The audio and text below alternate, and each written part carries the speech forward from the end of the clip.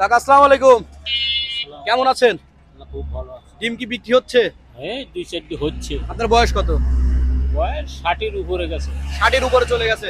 আসলে কাকা, সামনে তো নির্বাচন আসছে, হ্যাঁ, আর আমি তো নতুন ভোটার হয়েছি এবার, বুঝছেন? এই যে আমার কাছে দেখতে পাচ্ছেন দুইটা কাগজ আছে, হ্যাঁ, এখানে একটিতে আছে হচ্ছে ধানের শীষ, একটিতে আছে হচ্ছে দাড়িপাল্লা, ঠিক আছে?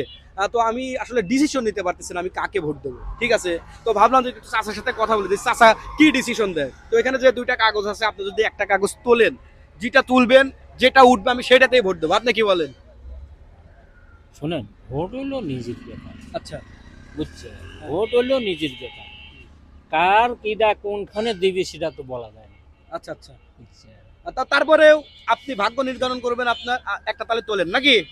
হ্যাঁ তোলেন। আচ্ছা, তোলেন। দেহি তুলে হ্যাঁ, দেহি তোলেন, হ্যাঁ, তোলেন, হ্যাঁ। বিলিয়া। এইটা আচ্ছা বন্ধুগণ, দেখা যাক চাচা মেয়ে খুললে। ধানের শীষ। এটা কি? ওনাকে ধানের চেনেন? শীষ। ওনাকে কি চেনেন? হ্যাঁ, চিনি। উনি কে? উনি তুহিন মিল। এটা হচ্ছে তারেক জিয়া। না, এটা আমার এনে তারেক দিয়ে তো এটা চিনি আমি। হ্যাঁ। এনে আমার এটা বন্ধুগণ, এটা কে? ইন্টারেস্ট তো। আপনাদের কাছে প্রশ্ন রইলো, ইনি হচ্ছে তারেক জিয়া, বর্তমান বিএনপি দলের কিন্তু চেয়ারপারসন। তো যাই হোক, এখানে কিন্তু দেখতে পাচ্ছেন যে ধানের শীষে ভোট দিন, মানে ধানের শীষ উঠছে কিন্তু। যদি দাড়িপাল্লা উঠতো তাহলে আপনাদের আমি বলতাম যে আমি দাড়িপাল্লাতে ভোট দেবো। যাই হোক, এখানে যেহেতু ধানের শীষ উঠছে, তাহলে আমি কোথায় ভোট দেবো বলেন? সে এখন আপনার, সেটা হলো আপনার না, ব্যাপার। আমি তো আগে বলছি যেটা আপনি তুলবেন আমি সেটাতেই দেবো।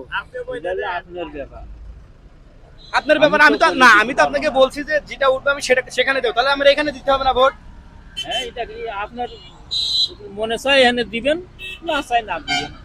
তো যাই হোক বন্ধুগণ, যেহেতু এটা উঠছে আমি এখানেই ভোট দেবো। আর আপনারা কিন্তু অবশ্যই কমেন্ট বক্সে জানিয়ে যাবেন আপনারা কোথায় ভোট দিবেন।